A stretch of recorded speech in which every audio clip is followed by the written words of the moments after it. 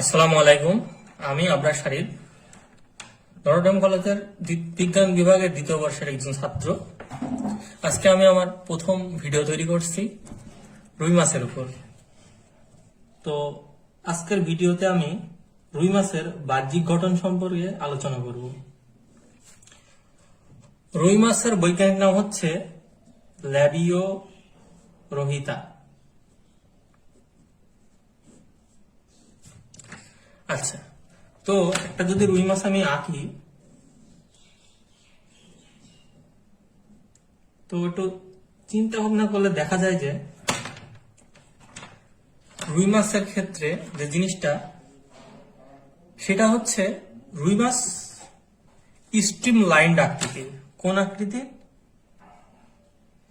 Stream lined আকৃতির। Stream lined আকৃতিটা আসলে কি? আমরা রুই মাছকে যদি খেয়াল করি, যদিও এটা 2D ছবি, 3D আঁকা সম্ভব হচ্ছে না, তারপর আমি জিনিসটা আপনাদের বোঝানোর চেষ্টা করছি। ধরুন এই যে কলমটা একটা রুই মাছ। তো কলমটা যদি রুই মাছ হয়, এইটা এর দৈর্ঘ্য, এইটা হচ্ছে তার প্রস্থ, আর এইটা হচ্ছে তার উচ্চতা। যদি আমি দেখি যে রুই মাছটার উচ্চতা হচ্ছে এইটা, দৈর্ঘ্যটা হচ্ছে এইটা, আর প্রস্থটা হচ্ছে এই যে দুই প্রান্তের যেটা যেটা দেখানো যাচ্ছে না। তো খেয়াল করে যদি দেখি, তো রুই মাছের প্রস্থটা, দুই প্রান্তের প্রস্থটা ছোট হয় তার উচ্চতার তুলনায়। ফলে কি হয়? ফলে যদি আমরা একটা নদী আঁকি ইমাজিনারি করে, তবে এই নদীতে যদি কোনো রুই মাছ ছোটাছুটি করে, সেই ক্ষেত্রে কি প্রস্থটা কম। প্রস্থটা কম মানে কি, তার এই প্রান্তটা চিকন, জাস্ট লম্বা চিকন। ফলে কি এরা সহজেই চলাচল করতে পারবে। তাই বলা হচ্ছে যে স্ট্রিমলাইন্ড আকৃতিটা হচ্ছে প্রস্থের চেয়ে উচ্চতাটা বেশি। এটার লাভটা কি? সেটা হচ্ছে যে তারা নদীতে সহজে চলাচল করতে পারে। এবং যদি আমরা খেয়াল করি যে এর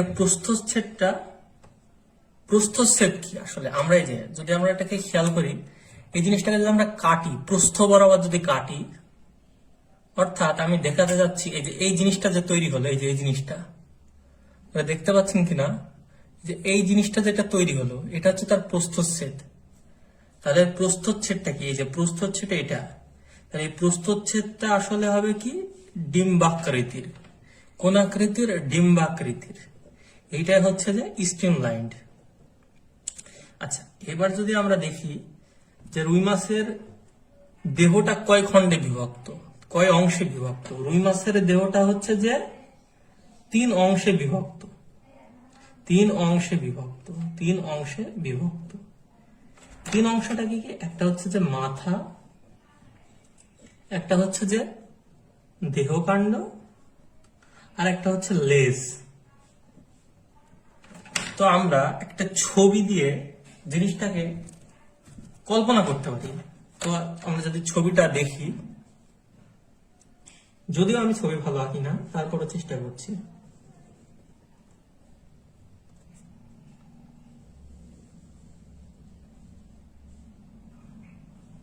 আচ্ছা, যদি আমরা দেখি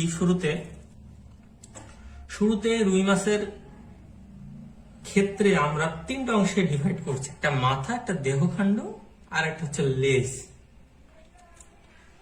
তো এর মাথা যদি ফার্স্টে দেখি আমরা, সেক্ষেত্রে প্রথমে আসছে তুণ্ড। এই যে এখানে একটা এরকম জিনিস থাকে, একে বলা হয় তুণ্ড। তুণ্ডটা কি? সেটা হচ্ছে যে রুই মাছের যে চোয়ালটা আছে, চোয়ালটাকে একটু সামনের দিকে কি বাড়ানো আছে না, এই সামনের দিকে যে বাড়ানো অংশটা আছে, সেটাই হচ্ছে তুণ্ড। তো এই তুণ্ডের যদি আমরা বৈশিষ্ট্যটা দেখি, যে এটা কি, এটা নিচু না, এটা নিচু আছে না, নিচু না, তাহলে এটা নিচু। ভোঁতা, চোয়ালের সামনে কি বাড়ানো, আর এর কোনো আসলে খণ্ড নাই। তো এই অখণ্ড মানে খণ্ড নাই মানে খণ্ডবিহীন, সেটা আমরা জুওলজির প্রথম চ্যাপ্টারে দেখেছি। এবার যদি আমরা খেয়াল করি, ঠিক এর নিচেই এই যে যদি আমরা খেয়াল করি এরকম ভাবে, এই যে এর নিচে মুখ আছে, মুখ, এর নিচে কি আছে? মুখ আছে। মুখটা কেমন? মুখটা হচ্ছে অর্ধচন্দ্রাকার। অর্ধচন্দ্রাকার মানে এই যে এরকম আকৃতির। এই যে মুখটা কিন্তু এরকম আকৃতির। এই যেখানে যদি খেয়াল করা যায়, এই মুখটা হচ্ছে অর্ধচন্দ্রাকার, উপপ্রান্তীয় ভাবে অবস্থিত। আর এর ঊর্ধ্ব ও নিম্ন ওষ্ঠ থাকে। এই যে উপরের একটা ওষ্ঠ, নিচের একটা ওষ্ঠ, ঊর্ধ্ব নিম্ন, ঊর্ধ্ব নিম্ন, দুইটা ওষ্ঠ থাকে। এবারে যদি আমরা দেখি যে ঊর্ধ্ব চোয়ালের, আচ্ছা আমরা ফার্স্টে কিছু জিনিস জেনে নিই, যে তিনটা জিনিস, যে পৃষ্ঠদেশ, অঙ্কীয় দেশ, পার্শ্বদেশ। যে এইটা ওই যে রুই মাছের পিঠের যে অংশটা সেটা হচ্ছে পৃষ্ঠদেশ, আর রুই মাছের নিচের দিকের যে অংশটা, এই যে এই অংশটা, এটা হচ্ছে অঙ্কীয় দেশ। আর পার্শ্বীয় দেশ কোনটা? সেটা হচ্ছে এই যে এইটা, এই যে এটা দেখানো যাচ্ছে না যদিও, এটাকে যদি রুই মাছ ধরি, এই যে অংশটা, এই অংশটা পার্শ্বীয় দেশ, এই যে এই অংশটা অঙ্কীয় দেশ, যে এইটা পার্শ্বীয় দেশ, এটা পৃষ্ঠদেশ, এটা অঙ্কীয় দেশ। তাহলে কি হচ্ছে? ঊর্ধ্ব চোয়াল মানে উপরের চোয়াল, উপরের চোয়ালের পিঠের, এই যে পিঠের দিকে এক জোড়া, কয় জোড়া? এক জোড়া। এই যে একটা অংশ আমি আঁকি, পিঠের দিকে এক জোড়া, এই দিকে একটা আছে, ওই দিকে একটা আছে, কি থাকে? ম্যাক্সিলারি বারবেল থাকে, ম্যাক্সিলারি বারবেল থাকে, ম্যাক্সিলারি বারবেল থাকে। তো ম্যাক্সিলারি বারবেলটা কেমন? সেটা হচ্ছে, এটা হচ্ছে নরম। আর কোথায় থাকছে? ঊর্ধ্ব চোয়ালের পিঠে থাকে, পিঠে, এই যে পৃষ্ঠদেশের পিঠে থাকে। এবং এটা কেমন? এটা নরম, এটা এক জোড়া। অর্থাৎ আমরা রুই মাছটাকে কিন্তু এক পাশে দেখছি। এই যে এটা যদি রুই মাছের এখানে যদি থাকে হচ্ছে, এখানে যদি একটা আমি আঁকি, যে এইখানে থাকছে, এই জায়গাটায় থাকছে মাক্সিলারি বারবেল, ঊর্ধ্ব ওষ্ঠের ঊর্ধ্ব চোয়ালের পিঠে। ঠিক অপর পাশেও তার একটা আছে, আমরা কিন্তু একটা পাশ দেখছি। অর্থাৎ এই যে এই পাশে একটা, এই পাশে একটা, তাহলে এক জোড়া ম্যাক্সিলারি বারবেল আছে। আচ্ছা এবার যদি আমরা দেখি যে তুন্ডের যদি এটা তুন্ডের যদি পৃষ্ঠদেশ দেখি, তুন্ডের পৃষ্ঠদেশে এই যে এইখানে তুন্ডের পৃষ্ঠদেশে দুই চোখের, এখানে যদি আমরা একটা চোখ আঁকায় ফেলি, এই তো আঁকায় ফেললাম, তুন্ডের পৃষ্ঠদেশে দুই চোখের, এই যে এই পাশে একটা চোখ, এই পাশে একটা চোখ, এই পাশে একটা চোখ, দুই চোখের তুন্ডের পৃষ্ঠদেশে দুই চোখের একটু সামনে, যে দুই চোখের একটু সামনে, যে দুই চোখের একটু সামনে কি আছে?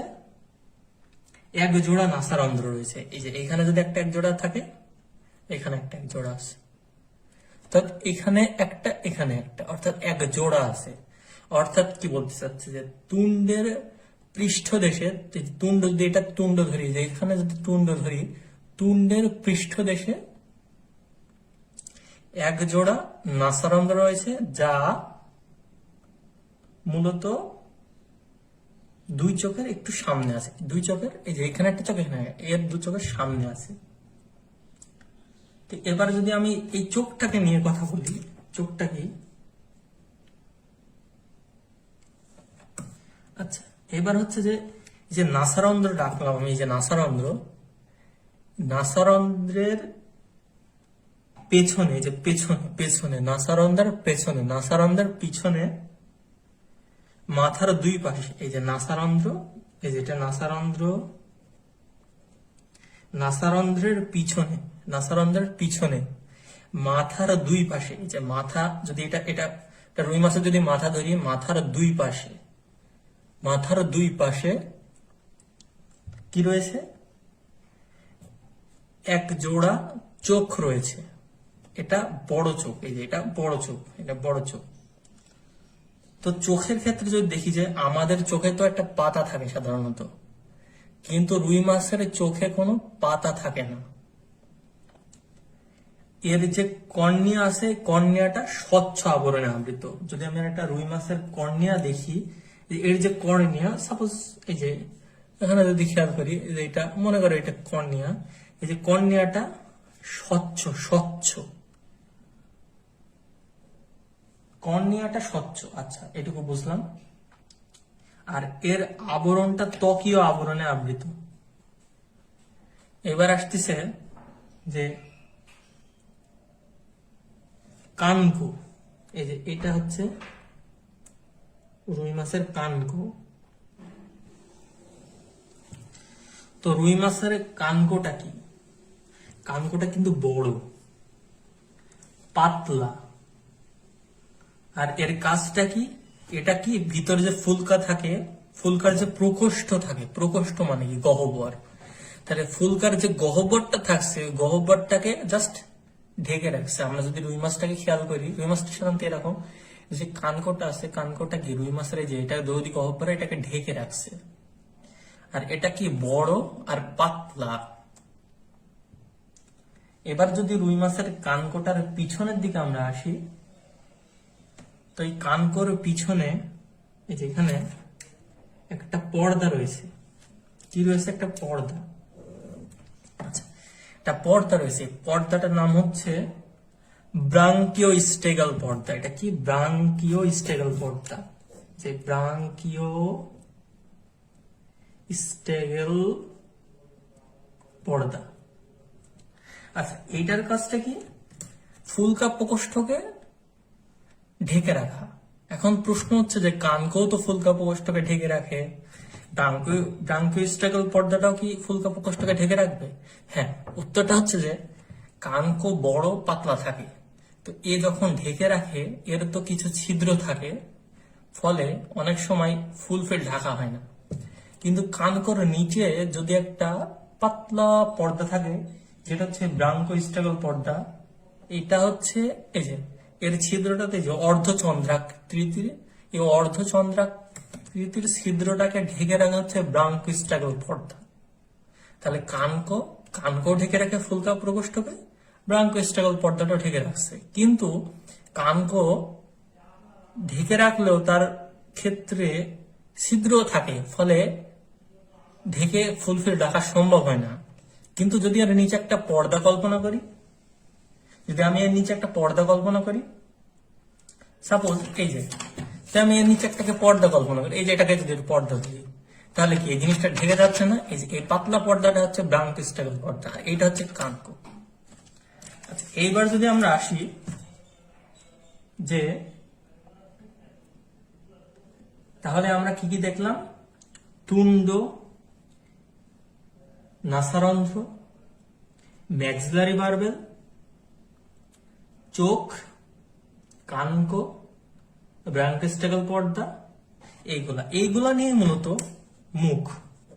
তাহলে এই পার্টটা হচ্ছে মুখের পার্ট। কেন? আচ্ছা, এইবারে যদি আমরা আসি যে আরেকটা কথা, এই যে এখানে তো অনেকগুলো আইস থাকে, এই যে এরকম আইস থাকে, কিন্তু মাথার ক্ষেত্রে কোনো আইস থাকে না। সরি, মাথার ক্ষেত্রে আইস থাকে, সেটা হচ্ছে সাইক্লোয়েড না, মাথার ক্ষেত্রে কোনো আইস থাকে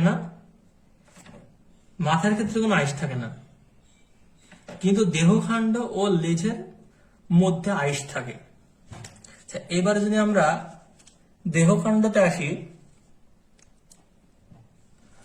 তো দেহকাণ্ডটা কি আসলে? এই যে যদি আমি ধরি যে এখানে হচ্ছে যে এখানে সাপোজ মনে করি মুখ, এখানে এটা হচ্ছে পিছনের অংশ, লেজ। তাহলে দেহকাণ্ডটা হচ্ছে যে কানকোর শেষটা এখানে, কানকোর শেষ এখানে, কানকোর শেষ এখানে, কানকোর শেষ ভাগ থেকে দেহের পায়ু পর্যন্ত, দেহের যে মাঝের অংশটা, যে এটা তো দেহের মাঝের অংশ, মাঝের অংশটা হচ্ছে যে দেহকাণ্ড। এই অংশটা কি, এটা অংশটা চওড়া আছে, এটা কিন্তু ছিল একটু চিকন, কিন্তু এটা চওড়া হয়ে যাচ্ছে, এই যে এটাকে চওড়া, এটাকে চওড়া, এবং বিভিন্ন পাতলা, বিভিন্ন পাখনা বহন করে। তো রুই মাছের পাখনাটা কি, পাখনাটা হচ্ছে চলনাঙ্গ। এই যে আমাদের যেমন মানুষের যেমন পা রয়েছে, পা দিয়ে চলাচল করি আমরা, সেমন রুই মাছের পাখনাটা তার চলনে সাহায্য করে। তো যদি আমরা পাখনা দেখি, একটা পাখনা এরকম যদি একটা পাখনা দেখি, চিন্তা করি, তো এই পাখনার ভিতরের দিকে সমান্তরাল ভাবে, এই যে এরকম সমান্তরাল ভাবে সজ্জিত রয়েছে কিছু সূক্ষ্ম শলাকার অন্তকঙ্কাল। আমাদের নখ যেমন কঙ্কাল, এই যে নখ যেমন কঙ্কাল শক্ত, সেমন ওদের ক্ষেত্রেও পাখনার ভিতরে অবস্থিত রয়েছে, সমান্তরাল ভাবে সজ্জিত রয়েছে সূক্ষ্ম শলাকার অন্তকঙ্কাল, যেটাকে বলা হয় পাখনা রশ্মি। যে অংশগুলোকে পাখনা রশ্মি বলা হয়। আচ্ছা, এবার যদি আমরা চলে আসি একটা রুই মাছের ক্ষেত্রে, রুই মাছের দেহকাণ্ডের, এই যে এটা রুই মাছের দেহকাণ্ড, রুই মাছের দেহকাণ্ডের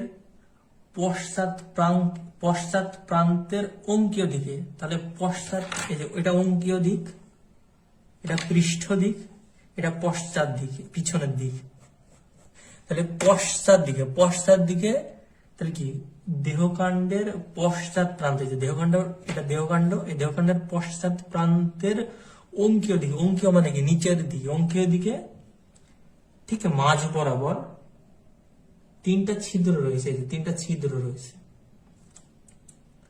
প্রথমটা হচ্ছে পায়ু ছিদ্র, এরপরেরটা হচ্ছে জনন ছিদ্র, এরপরেরটা হচ্ছে রেশন ছিদ্র। তাহলে বায়ু ছিদ্র, জনন ছিদ্র, রেচন ছিদ্র, এটাকে আমরা একটা ক্লু দিয়ে মনে রাখতে পারি, পাজোরে। বায়ু ছিদ্র, জনন ছিদ্র, রেচন ছিদ্র। এবার যদি আমরা এর পাখনাগুলা খেয়াল করি, রুই মাছের মোট কয় ধরনের পাখনা থাকে? রুই মাছের মোট 5 ধরনের পাখনা থাকে। কয় ধরনের পাখনা? পাখনাটা 5 ধরনের। প্রথমে যেটা দেখছি আমরা, দেহকাণ্ডের মাঝে, এই যে মাঝ বরাবর পিছনে কিছুটা কোন আকৃতির, রম্বস আকৃতির। এখানে যদি আমি পাখনাটা এঁকে ফেলি, এই যে এরকম পাখনাটা এঁকে ফেললাম, দেহকাণ্ডের মাঝ বরাবর পিছনের দিকে বড় কিছুটা রম্বস, এই যে রম্বসের মতো হয়েছে অনেকটা, রম্বস আকৃতির একটি মাত্র পৃষ্ঠ পাখনা রয়েছে। এর যে মধ্যভাগটা আছে, উপরের দিকের যে মধ্যভাগটা, যে অংশটা, অবতল না? অবতলটা যদি আমরা বিবেচনা করি, এই যে এরকম আমরা ফিজিক্সে পড়ছি যে অবতল, এটা অবতল লেন্স, এই যে এটা অবতল না, এই যে এটা অবতল, তাহলে কি, তাহলে দেহকাণ্ডের মাঝ বরাবর পেছনে বড় কিছুটা রম্বস আকারের একটা পৃষ্ঠপাখনা রয়েছে। পৃষ্ঠপাখনার উপরের দিকের যে মধ্যভাগটা, এটা অবতল। এর যে পাখনা রে বা পাখনা রশ্মি কতটা থাকে? 14 থেকে 16টি। আচ্ছা, এবারে যদি আমরা দেখি যে কানকর ঠিক পিছনে, যে এটা কানকর পিছনে, যে কানকর পিছনে দেহকাণ্ডের, এই যে দেহকাণ্ডের সম্মুখে পার্শ্ব দিকে এক জোড়া বক্ষ পাখনা রয়েছে। এই যে এখানে বক্ষ পাখনাটা এখানে আঁকার চেষ্টা করি এরকম। তো আমরা যদি এক পাশটা দেখাচ্ছি, যদি এটা যদি বক্ষ পাখনা হয়, এর অপর পাশে তো বক্ষ পাখনা আছে, কিন্তু দেখছি যে পৃষ্ঠ পাখনা কিন্তু পিঠে কিন্তু একটাই পাখনা, পৃষ্ঠ পাখনা, কিন্তু বক্ষ পাখনা 2 পাশে আছে। এটি কতটি রশ্মিযুক্ত? 17 থেকে 18টি। 17 থেকে 18টি। এবারে যদি আমরা আসি যে বক্ষ পাখনাটার পিছনে কি রয়েছে, এখানে একটা শ্রোণী পাখনা রয়েছে। কোন পাখনা? শ্রোণী পাখনা।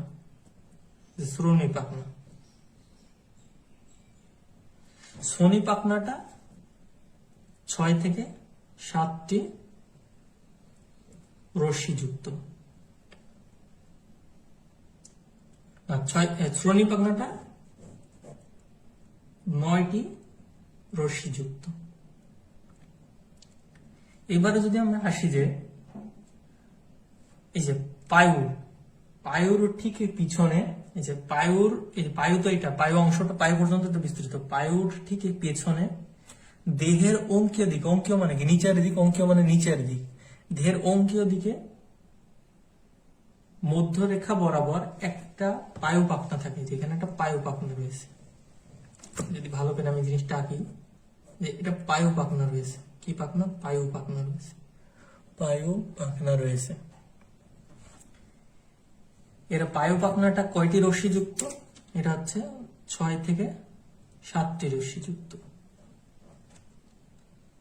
এবার যদি আমরা আসছে লেজের ঠিক লেজের পশ্চাতে অবস্থিত যে পাখনাটা, যে লেজের যে পশ্চাতে অবস্থিত যে পাখনাটা, যেটা এটাই হচ্ছে যে পুচ্ছ পাখনা। তো এই পুচ্ছ পাখনাটা কয়টি রশ্মি যুক্ত? 19টি রশ্মি যুক্ত। 19টি। তো এই রশ্মিগুলো যেহেতু পরীক্ষা আসে, সেক্ষেত্রে আমরা মনে রাখতে পারি কিভাবে? তো ফার্স্টে মনে রাখবো 14 থেকে 16টি কি পৃষ্ঠ পাখনা। তারপরে এটা 1 নম্বরে দিলাম আমি। দেন মনে রাখবো যে 17 থেকে 18টি কি বক্ষ পাখনা, এটাকে 2 নম্বরে দিলাম। পরপর আসতেছি বক্ষ পাখনা। এবার 18 পর কি 19 পুচ্ছ পাখনা, 3 নম্বরে দেবো পুচ্ছ পাখনা। এই যে 19-এর একটা বাদ 9 আছে, তাহলে 9টি রশ্মি যুক্ত। এটা কি 9টি রশ্মি যুক্ত কোন পাখনা? এটা হচ্ছে শ্রোণী পাখনা। এটাকে 4 নম্বর দিলাম। এবার পাঁজরে পাঁচ, তাহলে 5-এর পর কি 6 থেকে 7টি কি 6 থেকে 7টি হলো পায়ু পাখনা। মনে রাখা যায়। এবার যে পাখনাটা যে পুচ্ছ পাখনা রয়েছে, পুচ্ছ পাখনা এটা কি পিছনে নড়াচড়া করে, নড়াচড়ার ফলে কি রুই মাছটা ছুটে যায়, চলাচল করতে পারে। আর বাকি পাখনার কাজটা কি? বাকি পাখনার কাজ হচ্ছে যে এর ভারসাম্যটা, যে এরকম দুলতেছে কিংবা যাইতেছে, এর ভারসাম্যটা যে রক্ষা, এই রক্ষাটা করছে অন্যান্য পাখনা। বাট চলাচলে সাহায্য যদি করে, সেটা হচ্ছে পুচ্ছ পাখনা। এবার যদি আমরা দেখি যে রুই মাছের ক্ষেত্রে পার্শ্বরেখা অঙ্গ রয়েছে, এই যে এখানে যদি আমি একটা ধরি যে কানকোটাকে যদি আমরা তুলি, কানকোটাকে তুললাম, এই যে এখানে পার্শ্বরেখা অঙ্গ রয়েছে। তো এই পার্শ্বরেখা অঙ্গটা কি? পার্শ্বরেখা অঙ্গ রুই মাছের আইসারের নিচে অবস্থিত লম্বা খাদের সঙ্গে যুক্ত যে অঙ্গটা, এটি খাদ্য গর্তের সমন্বয়ে গঠিত। যে খাদ ও গর্তের সমন্বয়ে গঠিত। তো এর ভিতরে বিভিন্ন সংবেদী কোষ থাকে। তো সংবেদী কোষ, সংবেদী মানে কি সংবাদ, তাহলে সংবাদ গ্রহণ করা কাজ হবে। তাহলে কি করে সে? পানির ভিতরে যেসব গুণাগুণ রয়েছে সেই রাসায়নিক সংবেদটা গ্রহণ করবে হচ্ছে সংবেদী অঙ্গ, অর্থাৎ এর পার্শ্বরেখা অঙ্গটা। এবারে যদি আমরা দেখছি যে এই পুচ্ছ পাখনাটা কি ধরনের? Homo circle. হোমো মানে কি? হোমো মানে সেম। তো হোমো সার্কাল ধরনের পুচ্ছ পাখনাটা থাকে। এবার যদি আসি এর আইস সম্পর্কে বর্ণনা করি, একটা ছোট বর্ণনা। আইসটা অনেকের কাছেই জটিল লাগে। রুই মাছের যে দেহকাণ্ড, এই যে দেহকাণ্ডের উপরের এই যে দেহকাণ্ডের আর লেজ তো আইস দ্বারা আবৃত, মাথায় কিন্তু আইস নাই, কিন্তু দেহকাণ্ড আর লেজে তো আইস থাকে। এই আইসটা হচ্ছে সাইক্লোয়েড আইস, অর্থাৎ এই যে এইগুলো সাইক্লোয়েড আইস, সাইক্লোয়েড আইস। সাইক্লোয়েডটা কারণ কি? কারণ এই যে এটা গোল, এই যে গোল গোল, এই যে এটা গোল গোলাকৃতির, এর এগুলো হচ্ছে পাতলা গোল আর গোলাপি রূপালি চকচকে। আইসের যে পৃষ্ঠ, যদি আমরা একটা আইস আঁকি, এটা যদি একটা কল্পনা করে আইস আঁকি, তাহলে আমরা দেখতে পাবো যে এই যে আইসের ক্ষেত্রে এর পৃষ্ঠদেশে আইসের মানে পিঠের আইসের যে কেন্দ্রে একটা লালচে রঙের কি থাকে, ফোকাস, এটাকে বলা হয় ফোকাস, লালচে রঙের। এর কাজটা কি? এটা হচ্ছে যে যখন জনন ঋতু হয় তখন এটি আরো গাঢ় হয়, উজ্জ্বল হয়। কিন্তু জলচর উদ্ভিদ যেগুলো আছে, সেই সব উদ্ভিদের পরিবেশে রুই মাছের পৃষ্ঠদেশের যে রংটা, এই রংটা লালচে সবুজ হয়। আর এই যে প্রান্তটা কিন্তু কালো। প্রান্ত মানে কি? একটা পোল বা মেরু, এর প্রান্তটা কালো। এবার যদি আমরা আসি যে এর দুইটা অংশ যদি ভাগ করি, যে এটাকে হচ্ছে সম্মুখ, এটা হচ্ছে পশ্চাৎ ভাগ, এটাকে পুরাটা পশ্চাৎ ভাগ, এটাকে পশ্চাৎ ভাগ।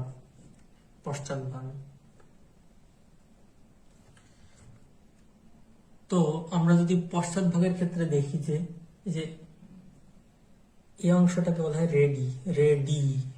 রেডিয়াস থেকে নামটা এসছে, রেডিয়াস থেকে এসছে। এবার যদি আমরা দেখি এখানে, এই যে এখানে বিভিন্ন রেখা আছে, এরকম রেখা আছে,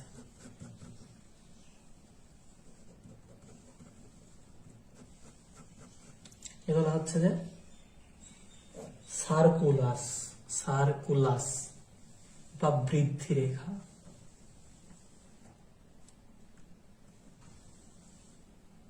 এইটা মূলত এই যে সার্কুলাস বা বৃদ্ধি রেখা, এটা মূলত উঁচু যে আল আছে, ওই উঁচু আলটা তৈরি করে।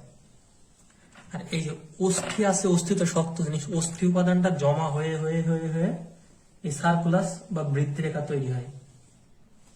এই যে সার্কুলাস বা বৃদ্ধি রেখা, এটার মানে কাজটা কি বা লাভটা কি? এটার ফলে আমরা বার্ষরিক বৃদ্ধি ও বিভিন্ন ঋতুর ধারণা পাওয়া যায়। যেমন গ্রীষ্মকাল আর বর্ষাকালে কিন্তু বার্ষরিক মানে গ্রীষ্মকাল আর বসন্তকালে আইসের বৃদ্ধি ঘটে। তাহলে আমরা বুঝতে পারবো যখনই এর সার্কুলাসটা বৃদ্ধি পাবে, তখনই বুঝবো যে হ্যাঁ, তাহলে এটা গ্রীষ্ম কিংবা বসন্তকাল, এর মধ্যে কিছু একটা হবে। এবারে যদি আমরা দেখি যে এখানে যদি খেয়াল করি, এটা হচ্ছে যে আইস, এই আইসের ডার্মিস, এই যে আইসটা আছে, আইসটাকে যদি আমরা তুলি তাহলে ডার্মিসের ত্বক দেখতে পাবো। এই ডার্মিসের ত্বকটাই হচ্ছে যে তন্তুময় যোজক টিস্যু নির্মিত এবং ডার্মিসের প্রকাশে প্রবিষ্ট থাকে। তো আমরা এবার এটুকু বুঝতে পারলাম। এবার যে অংশটা দেখছি যে এর যে পশ্চাৎ ভাগটা কি ডেন্টিন নির্মিত, ডেন্টিন নির্মিত এবং উন্মুক্ত। এর যে পশ্চাৎ প্রান্ত আছে, এর পশ্চাৎ প্রান্তটার যে বৃদ্ধি রেখাটা, এটা অনেকটা স্পষ্ট, যে এটার বৃদ্ধি যে রেখাটা হয় পশ্চাৎ প্রান্তের যে বৃদ্ধি রেখাটা, সেটা অনেকটাই স্পষ্ট। পশ্চাৎ প্রান্তের বৃদ্ধি রেখাটা অনেকটা স্পষ্ট এবং রঞ্জক কোষ রয়েছে। তো আজকে আমি আমার ভিডিওটি এখানে শেষ করছি। সকলকে ধন্যবাদ দেখার জন্য। আশা করি আপনাদের কিছু উপকার হয়েছে। আসসালামু আলাইকুম।